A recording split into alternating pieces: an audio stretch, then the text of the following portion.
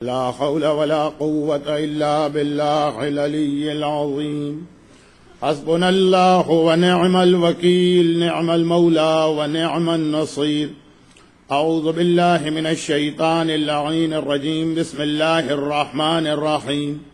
الحمد لله الملك الحق المبين، رب الشهداء والصديقين، والصلاة والسلام على سيد المرسلين وخاتم النبيين سيدنا ومولانا أبي القاسم محمد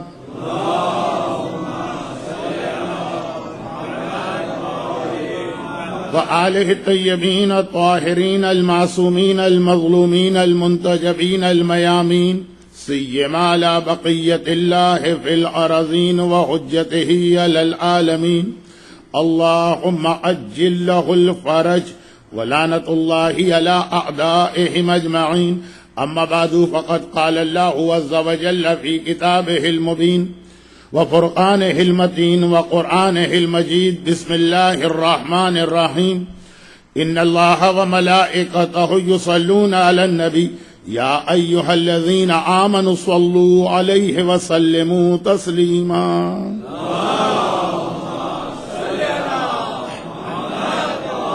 چونکہ آج بھی آپ نے وہ دعا تلاوت کی تو اس کو اس سے ملا دیا جائے. آپ نبی ملائیں تو یہ یوٹیوب پہ جو فنکار بیٹھے ہوئے نا، ان سے بڑا ڈر لگتا رہتا. مثلا امن یجیب المضطر اذا دعاہ کی دعا اس وقت تک بہت پسند ہے جب اس کی مدد سے ہمارے بیمار کو شفا ملتی. لیکن یہ آیت نازل کس کے لیے ہوئی؟ اس آیت کا اصل پیغام کیا ہے؟ یہ آیت کیا پروردگار نے صرف شفائے مرض کے لیے نازل کی ہے کہ وہ اس کا ایک ضمنی فائدہ ہے؟ اصل میں آیت کا پیغام کچھ اور. میں کئی مرتبہ اسی ممبر سے یہ عرض کر چکا ہوں. ایام ازا کے پہلے عشرے میں تو میں پہلی بار اس ممبر پہ آیا، لیکن اس کے علاوہ کئی مختلف عشروں میں مجھے یہ سعادت ملی ہے. تو کئی مرتبہ میں نے عرض کیا کہ ہماری روایتوں میں تفصیل کے ساتھ بھی ہے اور دعائے ندبہ میں اختصار کے ساتھ بھی کہ مضطر اصل میں زمانے کے امام کے ٹائٹل میں سے ایک ٹائٹل ہے. اور امن یجیب المضطر کی دعا، یہ آیت خاص زمانے کے امام کے لیے. وہ مضطر ہیں، وہ بےتاب ہیں، وہ پریشان ہیں، وہ بے چین ہیں اپنے ظہور کے. لیکن خیر، اس کے ساتھ پھر وہ پورا پیغام بنتا کہ وہ کس لیے مضطر، وہ کس لیے پریشان، اور ظہور امام کیوں نہیں ہو رہا. جس کا خلاصہ آخر میں ایک جملہ کہتا ہوں. دیکھیں، یہ درمیان میں ضمنی بات آ گئی، اور وہ جملہ یہ کہتا ہوں کہ امام اس لیے ظاہر نہیں ہو رہے کہ ہم امام کو بلانا ہی نہیں چاہتے. ہم سے مطلب 100% لوگ کبھی نہیں ہوتے. ایک خاصی معقول تعداد، ریزنیبل نمبر ان لوگوں کا کہ جو زبان سے امام کو بلا رہے ہیں. آقا حسین کا جملہ یہ ہے کہ جو زبان پر ہوتا ضروری نہیں کہ وہ دل میں بھی ہو، بلکہ بعض چیزیں زبان کا چٹخارا بنتی ہیں، زبان کی چٹنی بنتی ہیں، مزہ آتا ہے اس کو زبان پہ رکھتے. ان میں سے ایک یہ چیز بھی کچھ لوگوں کے لیے ہے کہ امام آ جائیں، امام ظاہر ہو جائے. ان کے دل کی گہرائی میں ابھی یہ تصور تک نہیں ہے کہ امام کیسے ظاہر ہوں. لیکن یہ بہت ساری ایسی باتیں میں نے چھیڑ دی جو میرے موضوع کو بھی کسی اور طرف لے جائیں گی. اور شاید ویک ڈیز کی مجالس میں آپ کے پاس اور میرے پاس دونوں کے پاس اتنا ٹائم بھی نہیں. تو خلاصہ یہ کہ آیا قرآن بیمار کی شفا یابی کے لیے اللہ نے نازل نہیں کی، اگرچہ اس کا سب سے بڑا فائدہ یہ کہ جو آیت بیمار اسلام کو شفا دینے والی ہے وہ ہماری اور آپ کی چھوٹی چھوٹی بیماریوں کو کیسے دور نہ کرے. لیکن اس کا اصل پیغام کچھ اور کہ یہ امام کے لیے قرآن بتا رہا ہے، اور امام اس لیے نہیں آ رہے کہ ہم میں سے کچھ لوگ بلانا نہیں چاہتے. ان کی بات نہیں جو صاف صاف کہہ دے کہ ہمیں امام کو نہیں بلانا، نہیں جو دن و رات تڑپ رہے. لیکن یہ آج کا موضوع نہیں. پھر یہ بات کیسے آ گئی بیچ میں؟ آپ تو بھول بھی جاؤں گے نا کہ مولانا نے کہاں سے بات شروع کی. نہیں، مولانا نے یہاں سے بات شروع کی ہے کہ قرآن آقا حسین کہہ رہے ہیں کہ جب تک ان کی زندگیوں میں دین کا کوئی فائدہ آتا ہے ان کو دین چاہیے. وہ ان کی زبان پہ دین کا تذکرہ. چنانچہ یہ آیت جب تک کہ ہمارے بیمار کو شفا دے گی، اور دے گی ہمیشہ، اس وقت تک یہ آیت ہم کو یاد. اور جب یہ آیت ہم سے یہ تقاضا کرے گی کہ اپنی ساری زندگی کو بدل کر ویسا بنانا ہے جیسا امام چاہتے ہیں، تو آیت ہم بھول جاتے ہیں۔ خالی ایک آیت کی بات نہیں ہے، بات تو امام پورے دین کی کر رہے ہیں، چاہے وہ قرآن ہو، چاہے وہ حدیث ہو، چاہے وہ دعائیں ہوں، چاہے وہ فرمان خدا ہو، چاہے وہ قول امام ہو، جب تک ان کی زندگی میں دین فائدہ دے رہا۔ A mere tool for their livelihood، یہ میں نے کہیں پہ اس کا انگریزی ترجمہ پڑھا تھا۔ غلط ترجمہ ہے تو ٹرانسلیٹر کی ذمہ داری ہے، غلط پروناؤنسیشن ہے تو میری زبان کا قصور ہے، لیکن خلاصہ یہ ہے کہ اس وقت تک دین ان کی زبان پر ہے جب تک ان کی لائفہڈ یا ان کی زندگی میں اس کا فائدہ۔ اس کے بعد آقا آخری جملہ کہہ رہے اور وہاں یہ بتا رہے ہیں کہ اصلی دین والا کون؟ کربلا پہلا عشرہ، امام مظلوم کا وہ فرمان جو لشکر یزید کی اکثریت کو دیکھ کے امام فرما رہے ہیں، کیونکہ یہ واقعہ بعض علماء نے کہا کہ 7 محرم کا ہے، 7 محرم تک یزید کی فوج کمپلیٹ نہیں ہوئی تھی۔ خیر، تو خلاصہ یہ کہ امام نے کہا وَإِذَا يَهُوتُونَهُ بِالْبَلَا، ہاں زبان کا چٹخارا ہے، زبان کی چٹنی ہے، زبان پہ یہ لفظ بہت اچھا لگتا ہے کہ جی ہم اسلام والے ہیں، مگر اس وقت تک ہیں اسلام والے جب تک ان کی زندگی میں اس کا فائدہ، اور جب ان کو بلائیں اور امتحان، دین کے نام پہ امتحان دینا پڑے گا، یہی تو 2 دن سے میں سمجھانے کی شاید ناکام کوشش کر رہا ہوں۔ جب یہ بلائیں ان کو گھیرے میں لے لیتی، جب یہ کون سی بلائیں اور مصیبت جو دین کی وجہ سے آتی ہیں، جو پرائس آپ کو پے کرنا پڑتی ہے اپنے اسلام اور اپنے ایمان کی، جس کے لیے کل 2 مختصر حدیثیں آ گئی۔ علی کا نام لیا ہے تو مصیبتوں کا سامنا کرنے کے لیے تیار ہو جاؤ، نام بھی علی کا لو، اور وہ سارے عیش و آرام تمہیں چاہیے جو دشمنان اہل بیت کے پاس ہیں، یہ نہیں ہو سکے۔ وہ والی پالیسی مومن بنا ہی نہیں سکتا کہ نماز پڑھنے کا مزہ علی کے پیچھے ہے اور کھانا کھانے کا مزہ معاویہ کے دسترخوان پر، اور بعض تو شاید اس سے بھی زیادہ آگے بڑھ چکے کہ اب ان کو نماز ہی نہیں پڑھنا ہے، چاہے علی کے پیچھے ہو چاہے کسی کے پیچھے۔ خیر، تو اب مولا حسین کربلا کے پہلے عشرے میں ارشاد فرما رہے ہیں، جب ان کو دین کی وجہ سے بلاؤں کا سامنا کرنا ہوتا، یعنی اللہ ان کا ٹیسٹ لیتا ہے، اللہ ان کو ٹرائل میں مبتلا کرتا ہے، قلت دیانون، اب دیندار بہت کم رہ جاتے ہیں، اب دین کا نام لینے والے بہت کم رہ جاتے ہیں۔ جب تک زندگی میں کوئی نقصان نہیں ہو رہا، کوئی سیکریفائز نہیں دینا پڑ رہا، گرچہ آج میرا اندازہ تھا کہ ویک ڈے بھی ہے، مجلسیں بھی 2 راتوں سے میں بہت کم بھی پڑھ رہا ہوں، باہر بارش بھی ہو رہی ہے، تو آج مجھے آپ سے یہ ریکویسٹ نہیں کرنا پڑے گی، لیکن کیا کروں، وہاں انتظامیہ کی جانب سے بھی اشارہ مل رہا ہے، مومنین کو بھی میں دیکھ رہا ہوں زحمت میں، تو ذرا آپ حضرات ایک بار اور میری ریکویسٹ کو سن لیجئے، خاص طور پر ممبر کے اس طرف جگہ ہمیشہ بہت زیادہ خالی رہتی ہے۔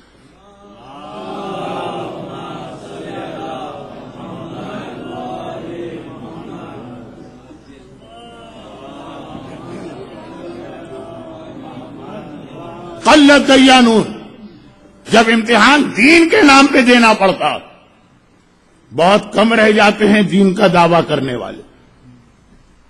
یہاں پر تاریخ اسلام کا ایک بہت ہی مشہور واقعہ، لیکن بہت ہی مختصر اس لیے بیان کر دوں کہ بالکل شروع اسلام سے ہی یہ اصول، یہ آقا حسین نے تو 61 ہجرہ میں کہا، جب کا یہ واقعہ ہے تو وہ اس سے بھی 75 سال پہلے کی بات، اللہ کے رسول کے اعلان رسالت کے کچھ ہی عرصے کے بعد، اور وہاں پہ ہمارے سامنے 2 طریقے آ گئے، کافروں کا اور ایک صاحبان ایمان، اور یہ فیصلہ ہم کو کرنا ہے کہ اس میں سے کون سا طریقہ ہمیں اختیار کرنا۔ بہت ہی مشہور واقعہ ہے جس کی ہیڈنگ یہ ہے کہ ابو ذر غفاری نے اسلام کیسے قبول کیا۔ انڈیا پاکستان کے لوگ جو ہیں بعض الفاظ کو بہت زیادہ گاڑھا کر کے استعمال کیا کرتے، تو وہ میں بھی ایک طرف یہ ڈرتا ہوں کہ لفظ غلط پڑھا تو لوگ کہیں گے کہ جس آدمی کو اتنا بھی نہیں پتا ہے اس کو ممبر پہ آنے کا حق کیا۔ ویسے ہمارے ہاں اور کوئی کرائیٹیریا نہیں ہے، لیکن اگر کوئی تبلیغ وبلیغ کی بات کرے تو پھر یہ اعتراض ہو جاتا۔ باقی کیسی ہی بات کی جائے کوئی پلٹ کے پوچھتا بھی نہیں ہے کہ کرائیٹیریا کوئی ہے بھی کہ نہیں. لیکن دوسری جانب یہ بھی ڈر رہتا ہے کہ بالکل صحیح لفظ استعمال کروں تو لوگ سمجھیں گے بھی نہیں. جیسے بیت المقدس، اب یہاں کوئی ضرورت نہیں ہے تشدید کی، بیت المقدس، لیکن بیت المقدس پڑھوں تو وہ لوگوں کی سمجھ میں بھی نہیں آئے گا. جیسے مکے کا قبرستان جنت المعلا، جب تک کہ معلا نہ کہوں لوگ سمجھیں گے نہیں. جیسے ابو ذر غفاری، جب تک کہ غفاری نہ کہوں لوگوں کی سمجھ میں نہیں آئے گا. وہ قبیلہ بنو غفار کے تھے، ابو ذر غفاری. لیکن آپ حضرات کی سہولت کے لیے میں غلط لفظ پروناؤنس کر کے پڑھ رہا ہوں. حضرت ابو ذر غفاری کے بارے میں ایک جملہ، اور وہ سلمان فارسی، ابو ذر غفاری، عمار یاسر، مقداد ابن اسود، یہ 4-5 ایسے صحابی ہیں کہ جن کے مختلف انداز سے فضائل بیان کیے خود پیغمبر نے یا امام نے. اور اس کا خلاصہ یہ ہے کہ اگرچہ اب یہ آج کل یہ ٹرمز بہت استعمال ہوتی، مختلف قسم کے جو سروے کرائے جاتے ہیں کہ اوور آل تمام کوالٹیز کو جمع کریں تو سلمان اصحاب رسول میں ٹاپ آف دا لسٹ. ہمارے یہاں کا ایک طریقہ ہے کہ ہم جاتے ہیں کسی ایسے ادارے میں جو پبلک ڈیلنگ کرتا، تو وہ آخر میں پوچھتے ہیں، ایک سوال کرتے ہیں کہ بھئی آپ ہمیں نمبر دیجئے ہماری پرفارمنس کا آؤٹ آف 10. یہ ہمارے یہاں آج آیا ہے. اسلام میں کتنا پرانا لفظ ہے کہ پیغمبر نے فرمایا ایمان کے 10 درجے ہیں، سلمان نے 10 کے 10 درجے حاصل کیے، 10 آؤٹ آف 10. لیکن یہ اوور آل پرفارمنس. ورنہ یہ والی حدیث کہ ایک ایسی کوالٹی ہے جس میں مقدار سلمان سے بھی زیادہ، صرف ایک، اوور آل ملائیں گے تو کوئی سلمان کو میچ نہیں کرے گا. اور اسی طرح سے ابو ذر غفاری کہا اپنی دانائی اور دانشمندی میں.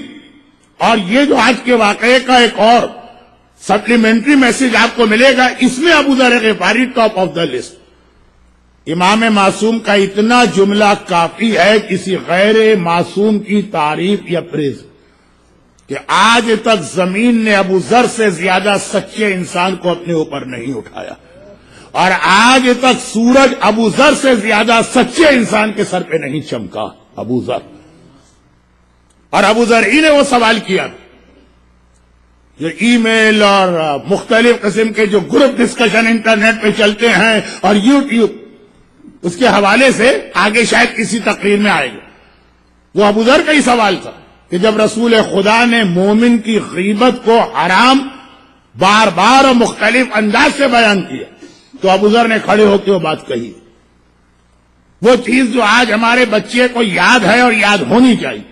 جب اسلام آ رہا تھا تو ایک ایک چیز بڑے بڑوں کو سمجھانا پڑتی. یا رسول اللہ، وہ جو بہت مشہور آپ نے جملہ سنا ہے وہ ابو ذر کا ہی تھا.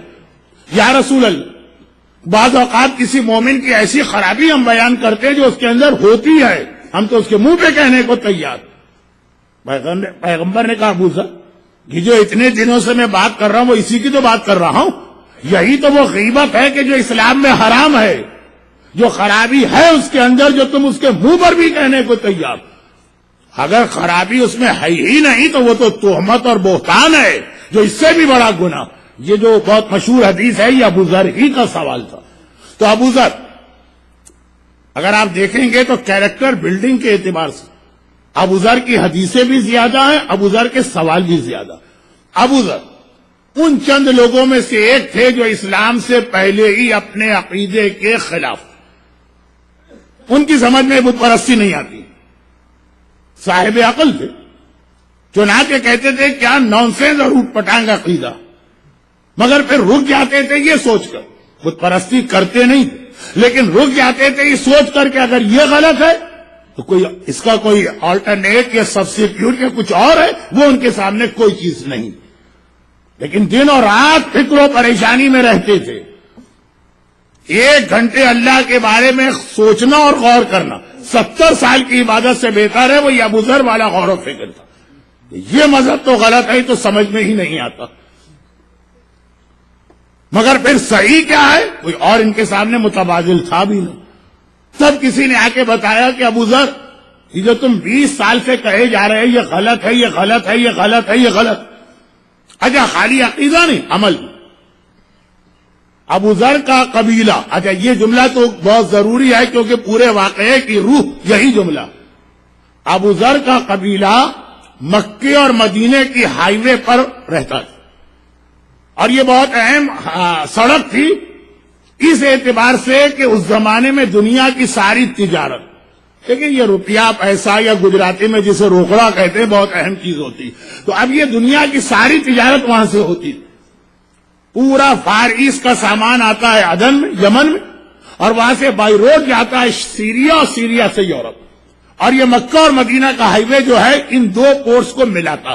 خیر میں کہاں سے کہاں چلا گیا، لیکن چونکہ واقعے کی جو تھیم ہے وہ اس کے بغیر سمجھ میں نہیں آئی. تو ابو ذر کا قبیلہ وہاں رہتا اور جتنے قبیلے اس ہائی وے پہ رہتے ہیں ان سب کا ایک ہی پیشہ تھا ڈاکہ زنی. ہر وقت یہاں سے قافلے جاتے رہتے ہیں، عرب کے قافلے نہیں، پورے یورپ کو پورے فار ایسٹ سے ملانے والے قافلے. اور ہر قافلے والے کو بھی معلوم ہوتا تھا، چنانچہ وہ پہلے ہی سے راستے کے قبیلوں کے لیے 10%, 20%, 15% رکھ کے نکلا کرتے تھے. ابو ذر کو یہ بھی پسند نہیں آ رہا کہ یہ کیسے ممکن، کسی اور کا مال ہے اور ہم لوٹ مار کریں اور ان کو پریشر میں لا کے ان کا سامان لوٹیں. اپنے عقیدے، اپنے قبیلے کے عقیدے سے بھی اختلاف ہے، اپنے قبیلے کے عمل سے بھی اختلاف.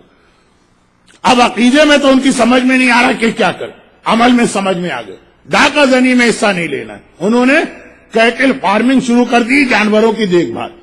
چنانچہ اللہ کے رسول نے مدینے پہنچ کر ابو ذر کو زکوٰۃ کا انچارج یا سپروائزر یہی کہہ کے بنائے کہ میرے پاس جتنے لوگ یا مکے سے آئے ہیں وہ تجارت والے ہیں، یا مدینے والے ہیں لینڈ لارڈ ہیں وہ زراعت کرتے ہیں، اور زکوٰۃ میں جو جانور آ رہے ہیں اس کا ایکسپیرینس ابو ذر تمہارے علاوہ کسی کے پاس نہیں. جب مدینے جائیے گا مسجد ابو ذر کی زیارت ضرور کیجیے گا، اس لیے کہ یہی وہ جگہ تھی جہاں پیغمبر نے ابو ذر کو تمام زکوٰۃ کے سسٹم کا انچارج بنا کے رکھا، اور ہفتے میں ایک دن حساب کتاب لینے کے لیے وہاں جاتے ہیں اور نماز پڑھا کرتے ہیں. مسجد ابو ذر، یہ مسجد خاص یاد رکھیے گا. اس مسجد میں جب بھی آپ جائیں گے سوائے ایرانی حضرات کے آپ کو کوئی اور نظر نہیں آئے گا. ابو ذر کی تاریخ سے اس کا بہت گہرا تعلق ہے، مگر یہ چیز یہ میرے ٹاپک سے ریلیٹڈ نہیں. ٹاپک سے ریلیٹڈ یہ بات تھی کہ ابو ذر ایک ایسی جگہ پہ رہتے ہیں جہاں ہر قبیلے کا پیشہ ہے ڈاکہ زنی، لیکن نہیں، مسئلہ شرعی ان کو نہیں معلوم کہ یہ اسلام میں حرام ہے، پھر بھی ان کا دل کہتا ہے کہ چیز جائز ہو ہی نہیں سکتی. اور عقیدہ 20, 25, 30 سال گزرے ابو ذر، سارا قبیلہ جانتا ہے کہ ابو ذر ہمارے عقیدے سے اختلاف کرتے. ایک دن کسی نے آ کر کہا ابو ذر ایک بات بتا، جو تم صبح شام کہا کرتے ہو نا، مکے میں بھی ایک نوجوان ایسا سامنے آیا ہے جو وہ یہی کہہ رہا. ابو ذر نے کہا کہ اچھا جو میرا عقیدہ ہے، کہا نہیں، تم تو خالی کہتے ہو یہ غلط ہے، پھر تمہاری سمجھ میں نہیں آتا کہ صحیح کیا ہے. وہ تو کہتا ہے کہ میں صحیح دین لے کر آیا ہوں، وہ تو باقاعدہ ایک دین پیش کرتا ہے. ابو ذر نے کہا مجھے اس سے ضرور ملنا. چنانچہ فوراً ابو ذر سامان وغیرہ تیار کیا اور سیدھا مکے گئے. بہت لمبا واقعہ ہے لیکن اتنا مشہور کہ ہماری قوم کا بچہ جانتا ہے آقا حسین کا جملہ، اور اس سے پہلے 2 دن کی مجالس کا خلاصہ اس واقعے کے اختتام میں، اس سے پھر بات کو آگے بڑھانا. ابو ذر نے فوراً سامان پیک اپ کیا اور سیدھا مکہ میں گئے. اور یہ وہ زمانہ ہے جب رسول خدا غیبت کے زمانے میں چلے گئے. اعلان رسالت کے فوراً بعد پیغمبر نے غیبت اختیار کی تھی. وہ 3 سال کے بعد ابو قبیس پہ کھڑے ہو کے اعلان کیا تھا. 3 سال تک پیغمبر کی تبلیغ بہت ہی یعنی لفظ تو اچھا نہیں، خفیہ طریقے سے یا انڈر گراؤنڈ ایکٹیویٹیز کے طور پر ہی کہ پیغمبر پکچر سے یا سین سے یا لوگوں کے سامنے سے ہٹ گئے اور ایک خاص گھر میں پوشیدہ تھے. بہت کم لوگوں کو معلوم تھا کہ رسول وہاں، اور کم لوگوں سے مراد صرف خاندان بنی ہاشم والے. اللہ کے رسول مکے وہ اعلان دعوت ذی العشیرہ کا کرنے کے بعد یا اس سے بھی پہلے کی بات، اب جب ابو ذر مکے میں پہنچے یا ان کا کوئی جاننے والا نہیں، اور کہیں سے ان کو رسول خدا کا پتہ نہیں مل رہا، بلکہ رسول کا نام سن کر ہی مکے کے لوگ بھڑک اٹھتے ہیں. تم اس کے بارے میں پوچھ رہے، ہم تو خود اس کو ڈھونڈ رہے ہیں کہ وہ ہمارے ہاتھ لگے. اب یہ مکے والوں کا جوش خالی. ابو ذر پریشان سہنے کعبہ میں آ کے ٹھہر گئے، اور پہلا واقعہ رپورٹ یہی ہوا کہ 40 دن تک ابو ذر نے سوائے زمزم کے پانی کے کچھ نہ پیا، کیونکہ صحن کعبہ چھوڑنے کو تیار نہیں۔ یہ کہیں سے پتا چل گیا تھا کہ وہ رسول اس صحن کعبہ میں آتا رہتا، کہ اگر میں کھانا کھانے کے لیے باہر گیا کہیں اسی دوران آ کے نہ چلے جائے۔ زمزم ایک کمپلیٹ فوڈ، اس کے اندر وہ ساری چیزیں شامل ہیں، خالی زمزم۔ اور زمزم کی بات آئی تو یہاں رک کر 2 جملے عرض کروں اور اس کے بعد اپنی بات کو ٹاپک پہ آگے بڑھاؤں۔ جیسے امن یجیب المسترہ کے حوالے سے میں نے ایک بات کہی تھی کہ بعض چیزیں اتنی کامن ہو جاتی کہ آدمی پھر اس کی جانب کوئی توجہ بھی نہیں دیتا۔ اور یہ واقعہ تو میں اکثر پڑھتا ہوں کہ سورہ فاتحہ کے بارے میں امام کا جملہ ہے کہ اس میں اتنی طاقت ہے کہ اگر مردے پہ پڑھو اور وہ زندہ ہو جائے تو تعجب نہ کرنا۔ ہمارا اتنا سا مسئلہ بھی اس سے حل نہیں ہوتا۔ لوگ کہتے ہیں کہ سب سے بہترین دعا روزی کے لیے کیا ہے؟ سورہ فاتحہ۔ مولانا وہ تو مرنے والے کے لیے پڑھی جاتی ہے۔ سب سے بہترین دعا صحت کے لیے کیا ہے؟ سورہ فاتحہ۔ سب سے بہترین دعا اولاد کے لیے کیا ہے؟ سورہ فاتحہ۔ جس کی طاقت امام بتا رہے ہیں کہ مردہ اس کی وجہ سے زندہ ہو جائے، مگر اتنی زیادہ یہ کامن قسم کی دعا بن گئی۔ امن یجیب کے بارے میں بھی یہ روایت آج بھی، وہ جو ہمارے یہاں ایک پرانا عمل تھا، خواتین کبھی کبھار آج بھی کر لیتی، مگر اس طریقے سے نہیں ہوتا جیسے پہلے ہوتا۔ 12,000 مرتبہ آج بھی کہیں امن یجیب پڑھیے گا، آج بھی معجزے ہوتے۔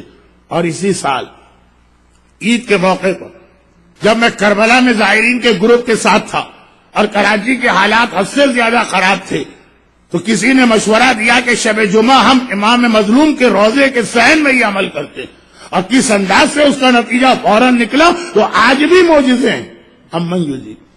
لیکن وہ اتنا زیادہ یہ عمل ہمارے یہاں ایک زمانے میں ہونے لگا تھا کہ عمل کرنے والا بھی عمل کر رہا ہے، ذہن اس کا کہیں اور، تو بہت زیادہ چیزیں عام ہو جائیں۔ مثلا چھوٹی سی بات، اس مجمع میں کتنے لوگ ایسے ہوں گے، خالی مجمع کی بات نہیں کرتا، جو لوگ میری آواز سن رہے ہیں، کہ جو یہ کہہ دے کہ مجھے اپنی زندگی میں کوئی پریشانی نہیں، ہر ایک کہتا ہے کہ مولانا دعا کیجئے، اور جب زیادہ کسی کو ٹائم ملتا ہے تو مولانا کوئی دعا بتائیے گا، ہمارا یہ مسئلہ ہے، یہ مسئلہ ہے، یہ مسئلہ۔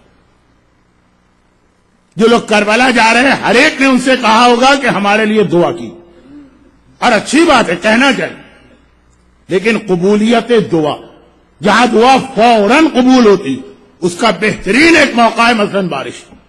اب صبح سے شام تک اگر آج اس ٹورنٹو میں بارش ہو رہی تو شاید ہی کوئی ایک مومن ہو، میں اپنے پورے مجمع کی توہین نہیں کر رہا، جس نے اس بارش کے درمیان کسی ایک موقع پر اپنے کسی اہم مسئلے کے لیے دعا مانگی۔ وہی کہ لوگ کہیں گے مولانا یہاں تو اتنی بارشیں ہوتی ہے، اتنی بارشیں ہوتی ہے، ہر دفعہ کی بارش اگر قبولیت دعا ہے تو یہاں والوں کا تو کبھی کوئی مسئلہ ہی نہیں ہونا چاہیے۔ نہیں، یہ قبولیت دعا کے موقع ہیں، دعا مانگتے رہیے، پھر اللہ اپنے حساب سے آپ کے، لیکن ان موقعوں میں سے ایک موقع جملہ سنیے گا۔ یہی تو روایت ہے نا کہ 4 موقع ایسے، اچھا روایتیں تو بہت ساری، درمیان میں بات آ گئی تو میں صرف ایک روایت پڑھ رہا ہوں۔ 4 موقع ایسے کہ جیسے ہی مومن دعا مانگتا اللہ فوراً قبول کرتا۔ اب وہ دیکھیں 4 میں سے جن چیزوں کو ایک جگہ پہ جمع کیا، کہا خانہ کعبہ، جیسے ہی کعبے کو دیکھ کے دعا مانگو گے دعا قبول۔ اور لوگوں کو معلوم بھی، پہلے سے لوگ تیار ہو کے جاتے ہیں کہ خانہ کعبہ دیکھیں گے تو کیا دعا مانگنا، سمجھ میں آتا۔ کہا دوسرا موقع کہ جس وقت امام معصوم یا نبی معصوم کی قیادت میں کوئی جہاد ہو رہا ہو، اور جہاد کا آغاز ہونے والا ہو، جس لشکر کی قیادت معصوم کر رہی، عین اس موقع پہ جو دعا مانگی جاتی ہے وہ دعا فوراً قبول ہوتی۔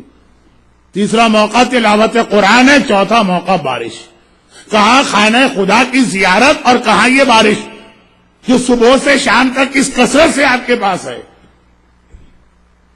اب یہ جو ہے نا اتنا زیادہ موقع ملتا ہے کہ ہماری نگاہ میں اس کی اہمیت ہی نہ رہی، پلٹ کے کبھی کہیے گا نہیں کہ جی وہ مکے والے خانہ کعبہ کا احترام ہی نہیں جانتے۔ بھئی خانہ کعبہ ہر وقت ان کے پاس ہے، جو چیز ہر وقت آپ کے پاس ہے، جب آپ اس کا احترام بھول جاتے ہیں، حتیٰ یہ کہ مجلس میں سننے کے بعد بھی، میں یقین کے ساتھ تو نہیں کہہ رہا لیکن ایک اندازہ ہے کہ 90% لوگ بھی گھر جاتے وقت اس حوالے سے کوئی دعا نہیں کریں گے۔ یہ قبولیت دعا کا بہترین موقع۔ ایسے ہی تو مواقع ہیں کہ آدمی کو ہر موقع کو اویل کرنا چاہیے. ان میں سے کسی وقت ایسی دعا آپ کی کلک کر جائے کہ واقعا جو امام کئی بار کہہ چکے مردہ زندہ ہو جائے. اور اس میں سے ایک ہے زمزم. زمزم کیونکہ اس کا تو مجھے اتنا تجربہ ہے اس لیے میں یہ کمپلین کر رہا ہوں کہ زمزم کے بارے میں بھی روایت ہے کہ زمزم ہاتھ میں لے جتنی مرتبہ بھی زمزم کا پانی پی لو دعا کرو ہر مرتبہ اللہ دعا قبول کرے. مگر آج کل اس کثرت کے ساتھ حرم کے اندر زمزم مل جاتا. حرم سے مطلب مکہ اور مدینہ. اور لوگ اس طرح سے کنٹینر بھر بھر کے لاتے کہ وہ اہمیت ہی نہیں, وہ تصور ہی نہیں رہا. یہاں المہدی کے اس ہال میں بیٹھ کر نہیں, خانہ خدا کے صحن میں بیٹھ کر بھی میں یہ حدیث پڑھتا ہوں, پھر بھی کوئی اثر نہیں ہوتا. جس کو جب پیاس لگی اس نے 10 گلاس پی لی. ہر گلاس پینے سے پہلے ایک دعا مانگی. اور ان تمام چیزوں میں تو زمزم وہ چیز جو قبولیت دعا ہی کے نتیجے میں سامنے آیا. زمزم تو خود اس بات کی دلیل ہے کہ اللہ کس طرح سے دعا قبول کرتا ہے اور کتنی زیادہ.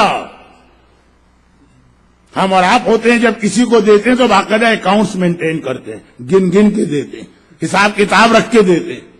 اللہ تو نہیں دیتا نا, اللہ دیتا ہے بغیر حساب. اور اس کی دلیل زمزم. حاجرہ نے 1 گلاس پانی مانگا, حاجرہ نے زیادہ سے زیادہ 1 مشق پانی مانگا ہوگا. اللہ نے امتحان بھی لیا. یہ بھی ہے کہ دعا اس طرح قبول نہیں ہوتی ہے کہ آپ گھر میں بیٹھے رہیں ذرا سی بھی قربانی نہ دیں اور اللہ دعا قبول کر. ایک امتحان بھی دیا جسے صحیح کہتے ہیں. آج کی صحیح نہیں کہ ایئر کنڈیشن ہال کے اندر بہترین ماربل کا بنا ہوا فرش ہے, ذرا سی تھکن لگی تو ویل چیئر آپ کی خدمت کے لیے آ گئی, ذرا سے پیاس لگی تو ٹھنڈے پانی کے کولر آپ کے لیے ہیں, اور دوستوں کے ساتھ گپ شپ کرتے ہوئے باتیں کرتے ہوئے MP3 کان سے لگائے ہوئے کب گئے کب آئے پتہ بھی نہ چلا. نہیں, وہ 4000 سال پہلے کی صحیح. مگر پھر اللہ نے دیا اور کیسا دیا. مکے کی زمین میں پانی کا چشمہ ناممکن بات. پورا پتھر والا علاقہ ہے, وہاں سوال ہی نہیں پیدا ہوتا کہ پانی نکلے. چنانچہ جب حضرت عبد المطلب کے زمانے میں زمزم بند ہو چکا تھا اور عبد المطلب نے کہا کہ دیکھو ہمارے پردادا کے زمانے میں زمزم تھا, اس کو دوبارہ کھودتے ہیں, تو مکے والوں نے مذاق اڑایا. ابو عبد المطلب تم پاگل ہو گئے تو ہم پاگل نہیں ہوئے. اس پتھر کے اندر سے کہیں پانی نکلے گا؟ ہم کوئی محنت کرنے, یہ پیاس سے تڑپ رہے ہیں. مکے والوں کا سب سے بڑا مسئلہ پانی کی سپلائی. پھر بھی کہا کہ بیکار اور حماقت والا کام کیوں کر رہے. کیسے ممکن؟ وہ تو کئی زمانے میں جیولوجی کے ماہر نہیں تھے, ورنہ وہ بھی آ جاتے جیولوجسٹ, یا کوئی گوگل کے سرچ انجن میں جا کے بتا دیتا کہ مکے میں پانی ناممکن ہے. عبد المطلب نے کہا کہ نہیں, اللہ سے ہم دعا کرتے ہیں تو ہمیں یہیں سے اللہ پانی دے گا. تو ناممکن جگہ سے پانی ملا, اور کتنا ملا کہ اس دن سے لے کے آج تک اور آج سے قیامت تک لوگ اس پانی سے استفادہ کر رہے ہیں. تو زمزم تو خود دلیل اس بات کی. مگر یہ سب آپ سن رہے ہیں تو آپ پر تو مجھے تھوڑا سا اثر نظر آ رہا, لیکن مکے کے اندر حاجیوں اور عمرہ کرنے والوں کو بتا بتا کے تھک جاتا ہوں, جو صرف 2 ویک کے لیے وہاں گئے کہ ہر بار ایک دعا زمزم کا پانی پیتے وقت مانگو. اس کثرت سے زمزم سامنے آ گیا کہ اب لوگ یہ کہتے مولانا ہر بار اگر یہ دعا مانگنے لگے تو ہم تو پیاسے مر جائیں گے, پانی پینے کی نوبت ہی نہیں آئے گی. زمزم مکمل غذا ہے, زمزم مکمل قبولیت دعا. اور آپ حضرات کو اگر کوئی زمزم لا کے دے جب بھی آپ پیجیے گا ایک دعا مانگ, ایک دعا کم از کم فوراً. تو حضرت ابو ذر 40 دن نہ کھایا نہ پیا, صرف زمزم کے پانی پہ گزارا کیا. اب وہ بحث نہ چھیڑ دیجیے گا کہ مولانا یہ کتنا اتھینٹک ہے اور کیا نہیں ہے, وہ پھر بہت لمبی بات ہے. پھر ابو ذر غفاری 40 دن گزر گئے لیکن کوئی راستہ سمجھ میں نہیں آ رہا. میں 24 گھنٹے سہنے کعبہ میں سوتا بھی یہیں پر ہوں, اور سوتا بھی اس طرح سے ہوں کہ ایک آنکھ کھلی اور ایک آنکھ بند. اچھا, جانوروں کی دیکھ بھال کرنے والے کی نیند کچھ اسی ٹائپ کی ہوتی. گھوڑے بیچ دے تب آدمی بڑی گہری نیند سوتا ہے, جب تک کہ نہ بیچے اس وقت تک ایسی ہلکی نیند ہوتی ہے. تو ابو ذر اسی سہنے کعبہ میں, لیکن کہیں سے کوئی راستہ ہی نہیں مل رہا رسول تک جانے. جب مل گیا یعنی خود ہی پیغمبر نے اپنا نمائندہ بھجوایا کہ جاؤ ایک مہمان سہنے کعبہ میں 40 دن سے میرا انتظار کر رہا, اس کو لے کے آؤ. اگر آدمی صحیح معنوں میں انتظار کرے تو معصوم ہر ایک کے لیے غائب ہوتے، اس کے لیے غائب نہیں ہوتے. ہر ایک معصوم کے پاس جاتا، اس کو خود معصوم اپنے پاس بلاتے ہیں. اگر صحیح انتظار ہو، صحیح انتظار.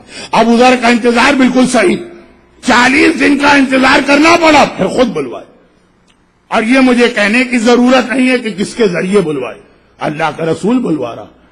تو اللہ کے رسول کا قاصد علی کی شکل میں آیا، ابو ذر کو لے کے پیغمبر کی خدمت میں پہنچے. یا رسول اللہ، آپ کا مہمان آ گئے. ابو ذر نے پیغمبر کا چہرہ دیکھا. اب یہاں ایک جملہ خود اپنی جگہ بہت اہم اور تفصیل طلب ہے، لیکن اس کی تفصیل میں آج نہیں جا رہا ہوں، اس لیے کہ جو واقعہ میرے حساب سے 5 منٹ میں ختم ہو جانا چاہیے. گھڑی مجھے بتا رہی ہے کہ تقریباً 45 منٹ اس واقعے میں ہو رہے ہیں، جبکہ اتنا مشہور واقعہ.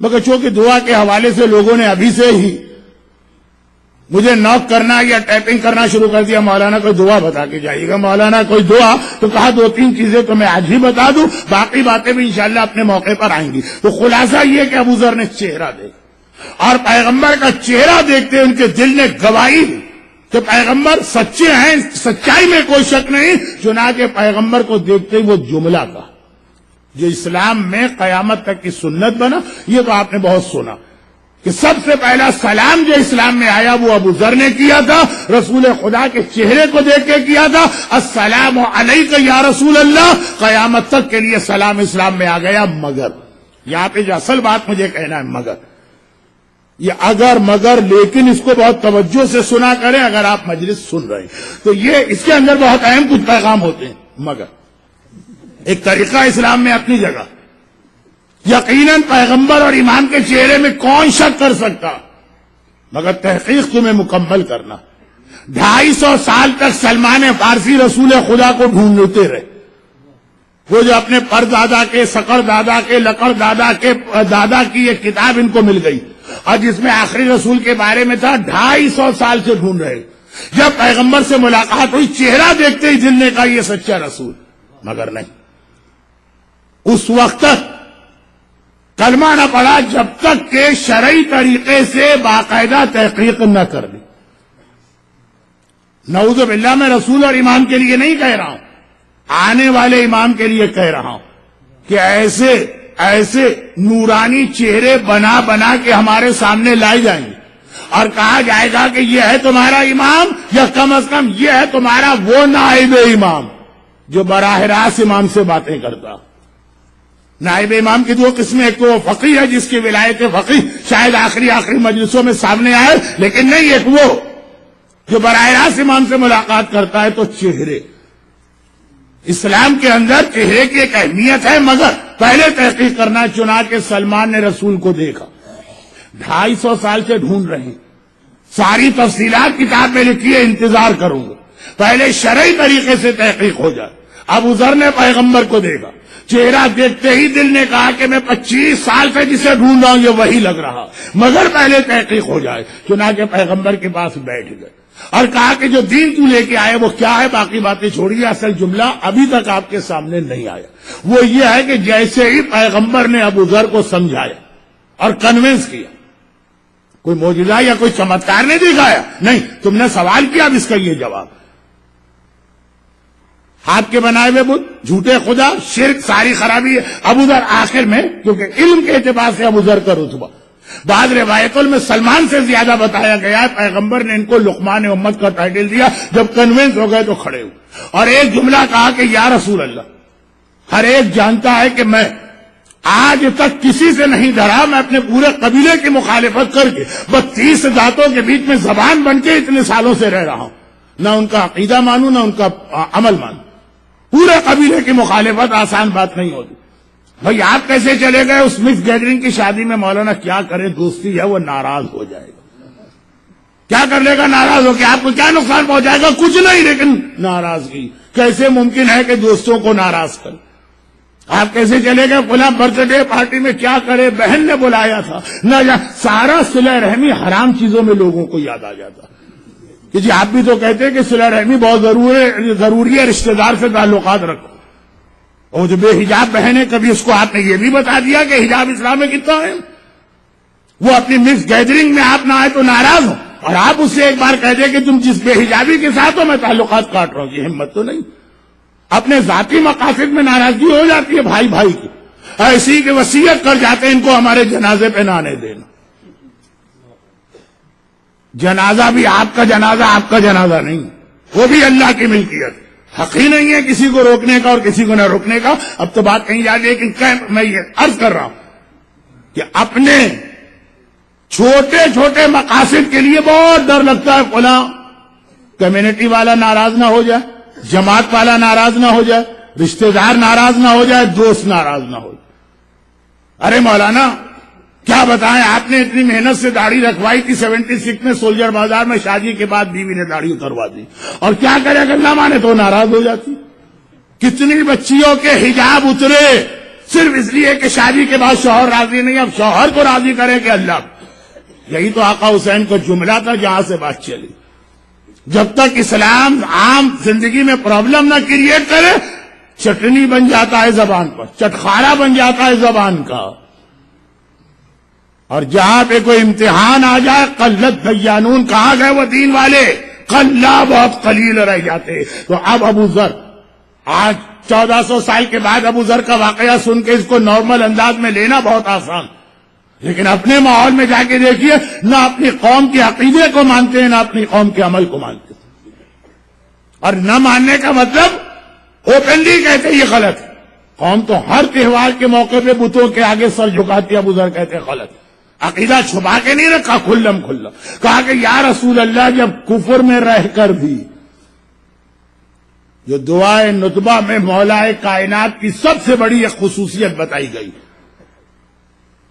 واحد نہیں بڑی میں سے، لا تاخذہ لومۃ لائم، اللہ کے مسئلے میں پھر کسی کی پرواہ نہیں ہوتی. کوئی ناراض ہوتا ہے ناراض ہو جائے، کوئی نقصان پہنچاتا ہے نقصان پہنچائے، اللہ کا جہاں معاملہ آ جائے گا علی پوری اسلامی دنیا کی خلافت کو ٹھکرا دیں گے. ابو ذر غفاری علی والے ہی تو ہیں. کہا یا رسول اللہ، جب کفر کے زمانے میں میں اپنی قوم سے نہ ڈرا تو آج تو اسلام لے کے آیا ہوں، مجھے کم از کم اتنی اجازت دیجیے کہ میں پیغام حق ان کے کانوں تک پہنچاؤں.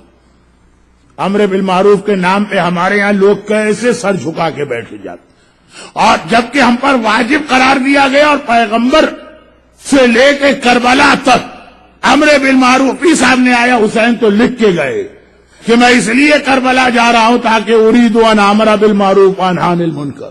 اور خالی لکھ کے نہیں گئے، ہر مومن نے روزانہ یہ جملہ کہا، اشہد انک قد اقمت الصلاۃ وآتیت الزکاۃ وامرت بالمعروف ونہیت عن المنکر.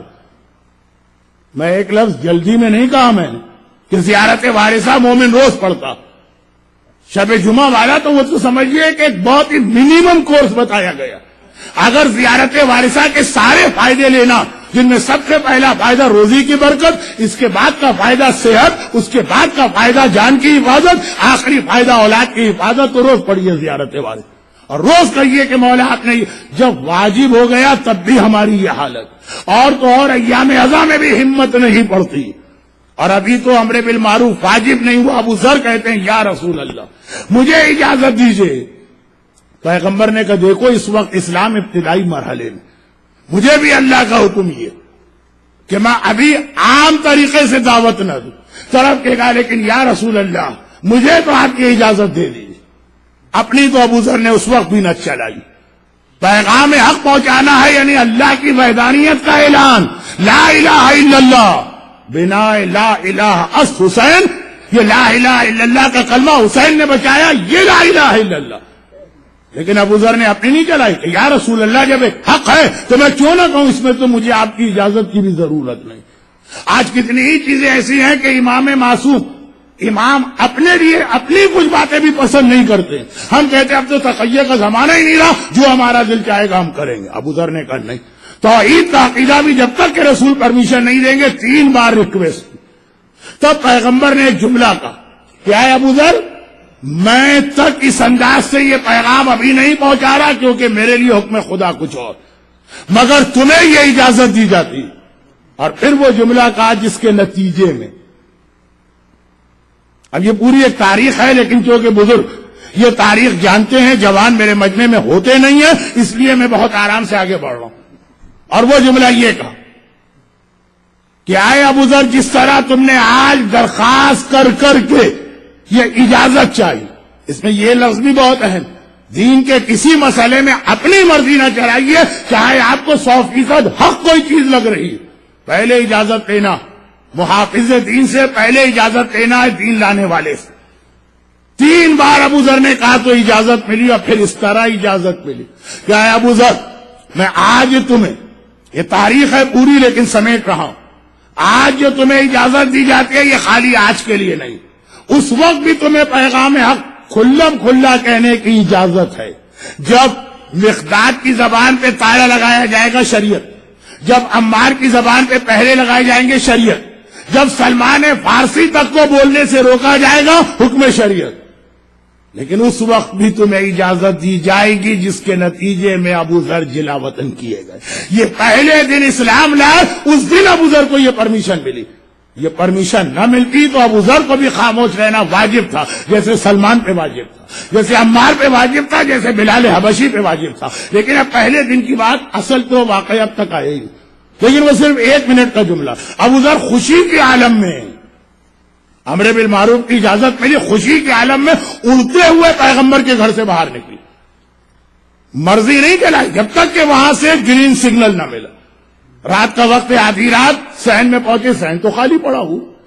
انتظار کیا جب صبح کا وقت آیا, اور صحن عرب کے لوگوں کا ایک طریقہ تھا اور دنیا کے ہر مذہب والے کا رہا کہ صبح کو ہر کام کرنے سے پہلے وہ خانہ کعبہ کی زیارت کرتے تھے, پھر اپنے کام پہ جاتے تھے.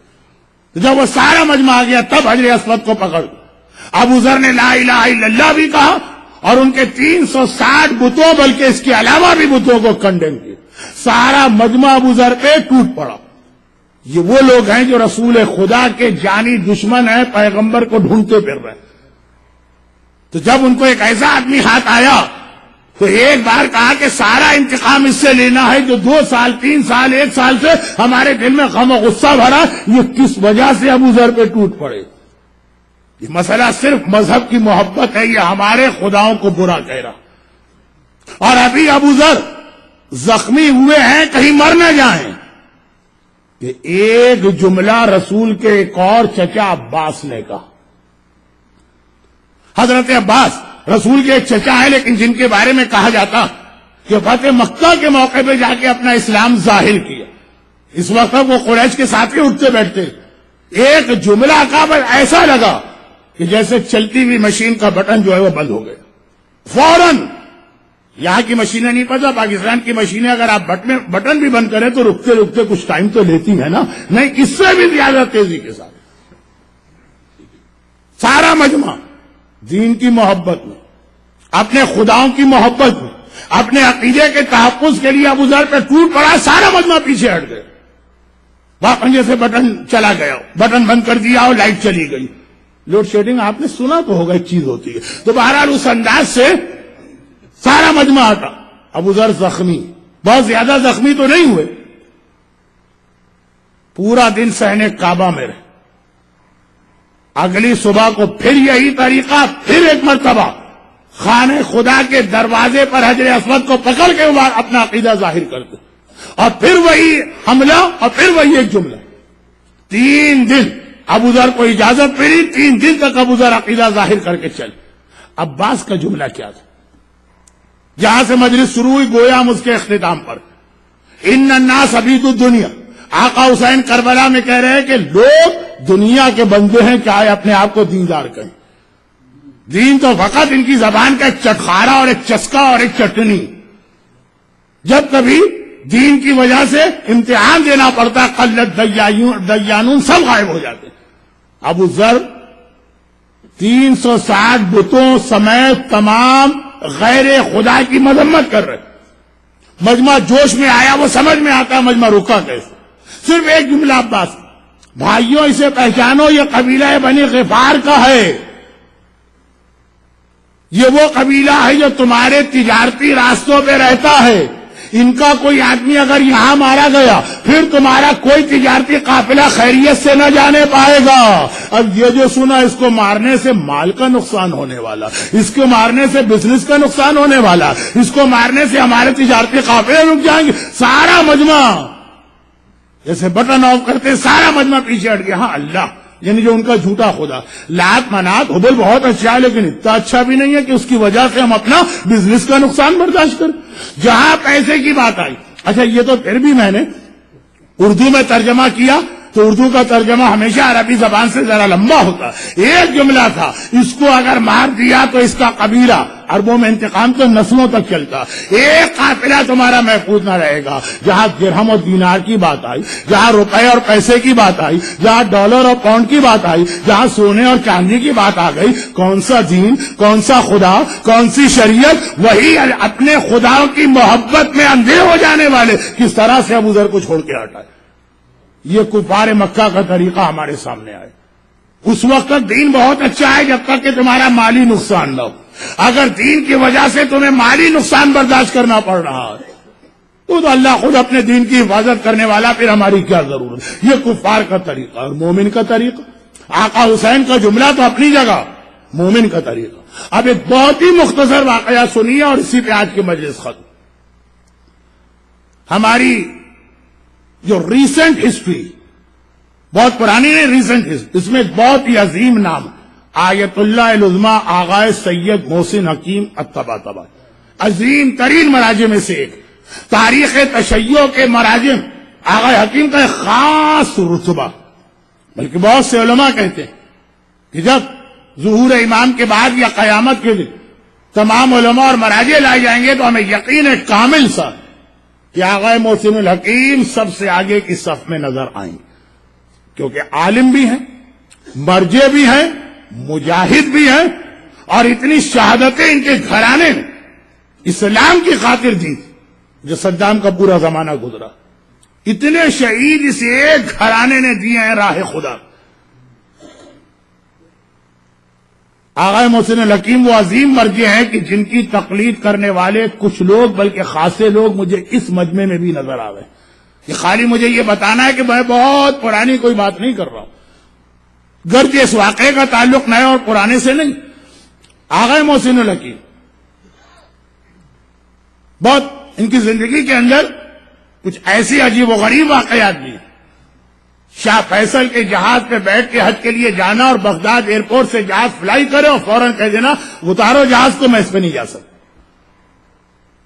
خانہ خدا کے صحن میں نماز جماعت پڑھانا اور باقاعدہ اس خاندان تک کا نماز پڑھ لینا جو ہمیں مسلمان ہی نہیں مانتا. صدام ملعون کے پورے نظام کو ایک فتوے کی طاقت سے سالوں تک روک دینا، جس کا انتقام تو بعد میں لیا گیا، مگر اسی کا نام تو دین ہے، قربانی تو دینا پڑتی.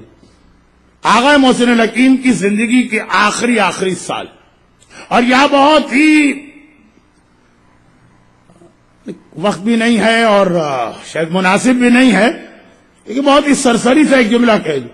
حتیٰ یہ کہ آج بہت سے ایسے لوگ بھی ہیں جو اجتہاد و تقلید کے مخالف ہیں، اس کو مانتے ہی نہیں ہیں، لیکن آغا حکیم تک کی تقلید کے قائل، کہتے ہیں ان کے بعد اب تقلید کا مزہ نہ رہا. خیر، تو یہ عظیم مرجع 90 سال کی ان کی عمر تھی، تو انتقال سے 2-3 سال پہلے کی بات.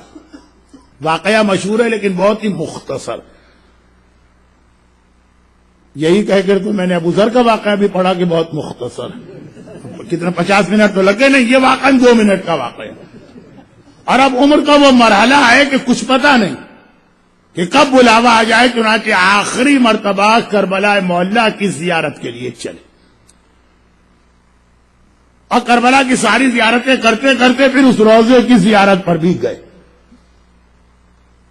کہ ایک طویل عرصے تک بعض صاحبان ایمان اس روضے کی زیارت ہی نہیں کرتے. جناب حر یہ کہہ کر کہ یہ آقا حسین کا دشمن تھا، ہم ان کے روضے کی زیارت نہیں کریں گے. اور تب وہ قبر کھولی گئی اور حر کا لاشا نکالا گیا، اور حتیٰ یہ کہ رومال زہرا تک سر پہ بندھا ہوا نظر آیا، اور جب رومال کو ہٹانا چاہا تو خون دوبارہ جاری ہو گیا. کربلا کا وہ بے مثل شہید حر. آغا محسن حکیم ساری زیارتیں کرتے ہوئے آخر میں جناب حر کے روضے پر پہنچے. اور اگر کہ آج کل ہمارے ایک طریقہ بڑھتا جا رہا، انڈیا اور پاکستان میں کم ہے لیکن بہرحال اب آ چکا، عراق ایران میں ہمیشہ سے رائج ہوگا، لیکن بہرحال یہ حرام و حلال سے ہٹ کے باتیں ہیں عقیدت اور محبت کی. وہ کیا طریقہ ہے کہ زیارتیں بیٹھ کے پڑھنے کا. لیکن ہم ہندوستان اور پاکستان کے رہنے والوں کو معلوم کہ ہمارے یہاں زیارت جب پڑھی جاتی ہے تو زیارت تو بہرحال ہم برداشت نہیں کر پاتے کہ آقا کو سلام کرے بیٹھے بیٹھے، چنانچہ آقا محسن حکیم جناب حر کے روضے پر پہنچے اور ایک مرتبہ جناب حر کی زری پہ ہاتھ رکھا، 90 سال کا یہ عظیم فقیہ اور مرجع، اور کہا کہ اے حر ابن یزید ریاحی، میں عمر میں، اچھا عربی میں تو آپ کو پتا ہے آپ کا لفظ نہیں ہوتا ہے، ہر چیز تو یا تم سے ہوتی، میں عمر میں تجھ سے بڑا ہوں۔ اور کیا 30s میں تھا اور آقا حکیم 90s۔ اسلام میں عمر کی ہی ایک اہمیت ہے اگر ایمان کے ساتھ عمر گزاری۔ بزرگ آدمی کہے کہ تیرا میں عمر میں تجھ سے بڑا ہوں اور میں علم میں بھی تجھ سے بڑا ہوں۔ اور ابن یزید ریاحی ایک عام عالم بھی نہ تھا، کجا یہ کہ مرجعیت، آقا حکیم کے علم کو کون نہیں جانتا اور کون نہیں مانتا۔ تبھی ایک جملہ میں نے کہا کہ لوگوں نے یہ کہے کہ تقلید چھوڑ دی کہ اب ان کے بعد ایسا کوئی مرجع ہی نہیں آئے گا تو تقلید کس کی کرے، علم میں بھی زیادہ اور خاندان میں بھی تجھ سے افضل، سید تبا تبائی، اور سید کی عظمت کو عام آدمی کیا جانے گا جتنا حر جانتا۔ جب آقا نے کہا تھا تیری ماں تیرا ماتم کرے تو حر کا جواب کیا تھا؟ اے آقا اگر عرب میں کوئی اور مجھ سے میری ماں کے حوالے سے بات کرتا میں پلٹ کے ویسے ہی جواب دے، لیکن آپ کی ماں کا نام کیسے اپنے زبان پہ لاؤں؟ سیدہ نساء العالمین، رسول کی بیٹی عظمت فاطمہ جو کل کی مجلس کے آخر میں آئی تھی، حر نے یہی جملہ کہا تو حر بھی جانتا یہ فاطمہ کا بیٹا۔ اے حر میں عمر میں تجھ سے بڑا ہوں، میں علم میں تجھ سے زیادہ ہوں، میں خاندان میں تجھ سے افضل، فاطمہ کا بیٹا، لیکن پھر بھی تیرا اتنا روب میرے اوپر طاری ہے، تیرا ایسا جلال کہ کھڑے ہونے کی طاقت نہیں ہے، میرا دل چاہتا ہے تیری زری کے سامنے بیٹھ کے زیارت پڑھوں لیکن نہیں بیٹھ پا رہا۔ اتنا عظیم مرجع کہہ رہا، اور صرف اس لیے کہ اے حر تو نے اس کائنات کی تاریخ کا اتنا بڑا جہاد کیا جو غیر معصوم میں سے کسی کے لیے ممکن نہیں، ممکن تو ہے لیکن آسان نہیں۔ کون سا جہاد؟ وہ نہیں جو آپ مصائب میں سنتے ہیں، اس سے پہلے والا جہاد، وہ ہے مومن کا اصل امتحان۔ اور ابن یزید ریاحی کے سامنے آقا محسن الحکیم جیسا عظیم مرجع کیا جملہ کہہ رہا، عمر میں بڑا نہیں بہت بڑا، بلکہ بہت بڑا، علم کوئی میچ ہی نہیں ہے، کہاں مرجع کہاں ایک عام انسان، خاندان زہرا سید حسنی، مگر پھر بھی تیرا اتنا روب و جلال میرے اوپر طاری ہے۔ اتنا بڑا جہاد تو نے کیا، آقا حسین کربلا میں جو شکوہ کر رہے ہیں، اور اس کا ایک جواب بھی ہے کہ عام لوگوں، عام مومنوں کے لیے بھی زبان کا چٹخارا ہے اسلام۔ جب وقت امتحان آتا، حسین کی فوج کا کوئی سپاہی ٹوٹ کر یزید کے لشکر میں چلا جائے، سمجھ میں آتی ہے بات،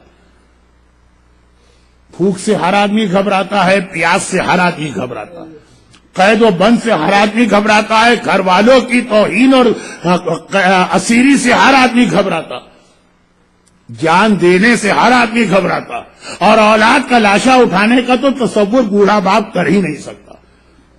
اگر کوئی ایسا نظر آتا جو شب عاشور یا روز عاشور حسین کو چھوڑ کے یزید سے مل جاتا، پھر بھی سمجھ میں آتی ہے اس کی مجبوری، لیکن ذرا حر کو دیکھی کتنی بڑی اصل قربانی یہ ہے۔ تیر و تلوار اتنا بڑا مسئلہ نہیں ہے، دنیا کی ہر دولت اس کے پاس ہے، اور کربلا سے جائے گا تو مالا مال کر دیا جائے گا۔ جب عمر سعد عاشور کے دن پہلا تیر چلا کے کہہ رہا، اے میرے فوج والوں یزید کے سامنے گواہی دینا، پہلا تیر میں نے چلایا، تو حر تو عمر سعد سے بھی زیادہ یہ دعویٰ کرنے کا حق رکھتا، حسین تو کربلا لے کر ہی میں آیا ہوں، میں نہ ہوتا تو حسین پتہ نہیں کہاں سے کہاں چلے جاتے، ابن زیاد یا یزید کا لشکر ان کو ڈھونڈ میں لے کر آیا۔ اتنا انعام مل سکتا، فوج کا سردار ہے، کوفے کے با اثر خاندانوں میں شامل ہے، دنیا کی ہر دولت اس کے پاس، سب کو ٹھکرا رہا، یہاں کھانے اور پانی کی ہر نعمت موجود ہے، وہاں جا کے فاقے کرنا، نعمتوں کو چھوڑ کے فاقے کرنے جا رہا ہے، ایسے بہت کم ملے، اتنے بڑے عہدے پر فائز ہے، عہدہ چھوڑ کر قید ہونے یا شہید ہونے جا رہا. یہ ہے وہ جہاد بالنفس جو امام خمینی کی 40 حدیث کی پہلی حدیث. تیر و تلوار کا سامنا کرنا آسان ہے، وہ چھوٹا جہاد ہوتا. ان ترغیبات دنیا، یہ جو دنیا کی کشش ہوتی ہے، الناس عبید الدنیا، اور نے بتایا نہیں، تبھی آقا نے کہا تھا انت حر فی الدنیا والآخرہ. اے حر، تیری ماں نے تیرا نام صحیح رکھا، حر کے معنی آزاد. حر کا اپوزٹ ہے عبد، غلام. آقا نے کہا لوگ دنیا کے غلام ہیں، حر نے بتایا میں نہیں ہوں ان میں دنیا کو ٹھکرا کے حسین کی جانب آ رہا ہوں. حر سائلنٹ میجورٹی میں بھی جا سکتا، کوئی ایکٹیو پارٹیسپیشن بھی نہ کرتا، یا لشکر یزید میں بھی رہتا نہیں. اتنی بڑی قربانی حر نے دی کہ آغا حکیم جیسا مرجع جو معرفت رکھتا ہے، جسم کانپ رہا ہے، 90 سال کی عمر ہے، جسم بہت کمزور ہے، کھڑے ہونے کی طاقت نہیں، حر کا احترام اس عظیم مرجع کو کھڑا کر رہا. حر کی عظمت کو پہچانی. اور حر کربلا کے میدان میں ہمیں 2 بڑے پیغام دلوا رہا. پہلا پیغام یہ ہے کہ حسین کی مجلس میں آنے والا کوئی شخص کبھی مایوس نہ ہو. دنیا کا سب سے بڑا گناہگار ایک بار اگر توبہ کر کے حسین کے دروازے پہ آ جائے، اس کا ہر گناہ معاف، چاہے زندگی میں ہم نے کتنے ہی برے کام اور گناہ کیے. اور قیامت تک کے لیے امید کی ایک مشعل، یا امید کی ایک کرن، یا امید کی ایک شمع. ہم نے تو عام زندگی کے اندر گناہ کیے ہوں گے، اور تو وہ ہے جس نے سب سے پہلے زینب کبریٰ کو رلایا. یہی تو جملہ ہے نا کہ ایک قافلہ، مسافروں کا قافلہ ہے، وہ شہر کوفہ کی جانب جا رہا، اس کو بیچ میں روکا جاتا، اور روکا بھی اس طرح جاتا ہے فرزند رسول، اب آپ یہاں سے اپنی مرضی سے آگے نہیں جائیں گے.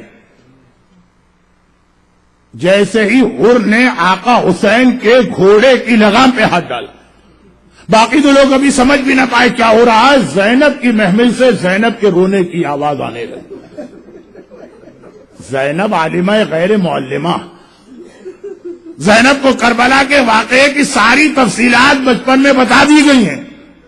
زینب کو اس کے بابا نے یہ بھی بتایا تھا کہ جب یہ قافلہ رکے گا بس سمجھنا وہیں سے کربلا شروع ہوگا. زینب کو رلانے والی شخصیت کا نام حر، حسین کے قافلے کو روکنے والے کا نام حر، اس قافلے کو کربلا پہنچانے والے کا نام حر. جیسا کہ کہا جاتا ہے کہ شروع میں خیمے دریا کے قریب لگائے گئے، روکنے والے کا نام حر. ابن زیاد کو خط لکھ کر عمر سعد کو بلوایا گیا، سنان آیا، خولی آیا، ہرملہ آیا. یہ سب کس کے خط پر آئے؟ یہ حر کے خط جا رہے ہیں ابن زیاد کے پاس. حر جس میٹنگ میں یہ طے ہوا تھا کہ حسین اور اولاد حسین پہ پانی بند کیا جائے، اس میٹنگ میں حر بیٹھا ہوا ہے، اس نے کوئی اختلاف نہیں کیا. تو پانی بند کرنے والے مجرموں میں حر شامل. کربلا کی تاریخ آپ کے علم میں ہے، اس لیے ایک جملہ بغیر وضاحت کے کہہ دوں. حر تو عاشور کے دن جا کے پلٹا نا، بدلا. 9 محرم تک تو حر ویسا ہی تھا نا. جہاد کربلا تو 9 محرم تو شروع ہو گیا. جب لشکر یزید نے پہلا حملہ کیا اس وقت تک حر نے کوئی اختلاف ظاہر نہیں کیا تھا. عاشور کے دن تو جنگ سے پہلے حر ٹوٹ کے الگ ہوا، 9 محرم کو تو جنگ شروع ہو گئی، اور حر اس وقت تک لشکر یزید میں شامل. تبھی تو بعض علماء کہتے ہیں کہ ایک رات کی مہلت آقا نے اس لیے بھی مانگی کہ ابھی میرا ایک سپاہی کم ہے، انتظار کرنا ہے کہ وہ میرے پاس پہنچ جائے. تو اگر آپ کربلا کے اندر ان ظالموں کی 4 شیٹ بنائیے تو عاشور تک جتنے ظلم ہوئے سب میں حر شامل. اگر ایک بار اپنی غلطی کو مانتا ہے تو کائنات کا سب سے بڑا گناہگار اس طرح سے معاف کر دیا جاتا ہے کہ آقا حکیم جیسا مرجع اس کے احترام میں کھڑے کھڑے زیارت پڑ رہا. تو ہم اور آپ تو کتنے ہی گناہ کر لیں. یہ عزاداری امام، یہ مجلس عزا ایک رحمت کا کھلا ہوا راستہ اور دروازہ ہمارے پاس ہے. وہ حر کی طرح اپنی غلطی مانے. اور حر نے یہ بھی بتا دی کہ زبان کے چٹخارے والا اسلام میرے پاس نہیں ہے، اس کے لیے میں ہر قربانی دینے کو تیار. وقت بہت گزر گیا، اس نے صرف 2 جملے مسائل کی اور آج کی بات ختم. عاشور 9 محرم کی جنگ شروع کر دی ہمارے ساتھ نے، ہر نے کوئی اختلاف نہ کیا. پوری عاشور کی رات گزری، ہر نے کوئی اختلاف نہ کیا. ہاں فجر کی نماز کے بعد صرف اتنا آ کے کہتا ہے اے ہمارے ساتھ کیا جنگ کے ٹل جانے کا کوئی امکان ہے؟ اور ہمارے ساتھ نے کہا کہ نہیں کوئی امکان نہیں، آج کے دن کے لیے تو ہم تڑپ رہے ہیں، ہمیں انعام ملے. اور یہ سننا تھا کہ ایک مرتبہ ہو اپنے خیمے میں آتا ہے. واقعات آپ کے سنے ہیں تو میں بہت ہی مختصر صرف 2 جملے مسائل. اور ایک بار اپنے ساتھی سے کہا کہ اب میں جا رہا ہوں حسین کے پاس. ساتھی نے کہا بے وقوف بن رہے، اب جا رہے ہیں؟ یہاں سے بھی دھکارے جاؤ گے ہمارے ساتھ اور حسین بھی تمہیں قبول نہیں کریں گے. تم جیسے خطا کار اور گناہ گار کو کون قبول کرے گا؟ وہاں بھی قبول نہ کیا جائے گا، یہاں سے بھی نکل جاؤ گے. کہا کہ نہیں، میں ایسے کے دروازے پہ جا رہا ہوں کہ مجھے یقین کامل ہے کہ سب مجھے رد کر سکتے ہیں، وہ دروازہ میرے لیے کبھی بند نہ ہوگا. حر کے دوست نے یقین کے ساتھ کہا کہ تمہارا خیال غلط، جاؤ جا کے دیکھو کس طرح سے تمہیں وہاں سزا ملتی ہے. اور حر پوری حسین کی رحمت پر بھروسہ کرتے ہوئے چلا. اب دیکھیں دونوں فوجیں کھڑی ہیں، درمیان میں کھلا میدان. ایک بار آقا حسین کی فوج نے ایک عجیب منظر دیکھا کہ حر اپنے بیٹے اور غلام کو لے کے چلا آیا گھوڑے دوڑاتا ہوا. بھئی یہ منظر دیکھا، حر کو سب پہچانتے. ایک بار حبیب ابن مظاہر نے آواز دی، آیا صاحب امام بنی ہاشم کے شہزادوں کو اپنے گھیرے میں لے لو، ایسا نہ ہو کہ آنے والا اچانک حملہ کر دے، ہم زندہ رہیں اور ان کو کوئی نقصان پہنچ جائے. اور عباس علمدار نے آواز دی، اے جوانان بنی ہاشم آقا حسین کو اپنے گھیرے میں لے لو، ایسا نہ ہو کہ آنے والا کوئی نقصان پہنچائے. اے حبیب ابن مظاہر کتنا خیال ہے تمہیں بنی ہاشم کے شہزادوں کا، مگر تھوڑی دیر گزرے گی کسی کے کلیجے میں برچھی کا پھل اترے گا، کسی کا بدن گھول اور تلے ٹکڑے ٹکڑے ہوگا، کسی کے گلے میں 3 بھال کا تیر پیوست ہوگا. اور اے بنی ہاشم کے شہزادوں کتنا خیال ہے آقا حسین کا، اور تھوڑی دیر گزرے گی آقا تمہیں کو مخاطب کر کے کہیں گے حل من ناصر ینصرنا، ارے ہے کوئی میری مدد کرنے والا جو مدد کو آئے. مگر حر گھوڑا دوڑاتا دوڑاتا قریب نہ آیا، ایک ڈسٹینس پہ جا کے گھوڑا روکا، پہلے اپنی سواری سے اترا، اس کے بعد اور کچھ تو تھا نہیں، جیب سے رومال نکال کے اپنے ہاتھوں کو باندھا اور وہیں رک کے آواز دیتا ہے اے رحمت للعالمین کے بیٹے، کیا کائنات کا سب سے بڑا گناہگار تیری بارگاہ میں آ سکتا؟ بھائی اتنا سننا ہے. حسین نے آواز دی عباس اپنی فوج کو روکو، حبیب ابن مظاہر اپنے ساتھیوں کو روکو، میرا مہمان آ رہا ہے، اپنے مہمان کے استقبال کے لیے میں جا رہا ہوں. آقا حسین کسی کو بھیجا نہیں کہ لے کر آؤ، آقا خود چلے. حر کے قریب پہنچے اور حر اتنا بے چین تھا کہ آقا کے گھوڑے سے اترنے کا انتظار بھی نہ کیا. حسین کا پاؤں اپنی رکاب گھوڑے کی رکاب میں ہے، وہیں پہ حسین کے پیر پہ اپنا سر رکھ دیا. اخطأت یابن رسول اللہ، فرزند رسول میں نے خطا کی، فرزند رسول میں نے گناہ کیا، تجھے تیری ماں فاطمہ زہرا کا واسطہ میری اس خطا اور گناہ کو معاف کر دے.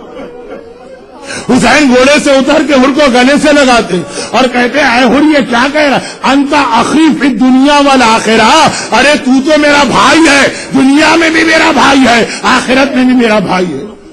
میرے ایک استاد ایک جملہ مصائب میں پڑھتے، یہ جملہ سنا، سارا لشکر حسین اپنی سواریوں سے اتر آیا. ارے حسین کا بھائی زمین پہ پیدل کھڑا ہو اور ہم سواری پہ بیٹھے رہے، بڑا شاندار استقبال ہوا. لیکن اس کے بعد حسین نے 2 جملے کہے. پہلا جملہ تو ٹھیک، دوسرا جملہ حر کو تڑپا گیا. حسین نے کہا حر آج میں بہت خوش ہوں، تو باطل کو چھوڑ کے حق پہ آ گیا، ظلمت کو چھوڑ کے نور پہ آ گیا، جہنم کو چھوڑ کے جنت پہ آ گیا. لیکن حر میں تجھ سے شرمندہ بھی ہوں.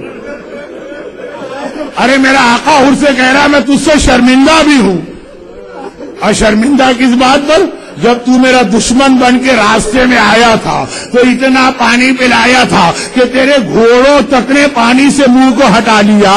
آج میرا بھائی اور مہمان بن کے آیا ہے اور حسین تیری خدمت میں پانی کا ایک جام بھی پیش نہیں کر سکتا. اور تیرا آقا تجھ سے بڑا شرمندہ ہے. مگر یہ جملہ ان کو تڑپا گیا. گھبرا کے کہا آقا وہی گناہ تو معاف کرانے آیا ہوں.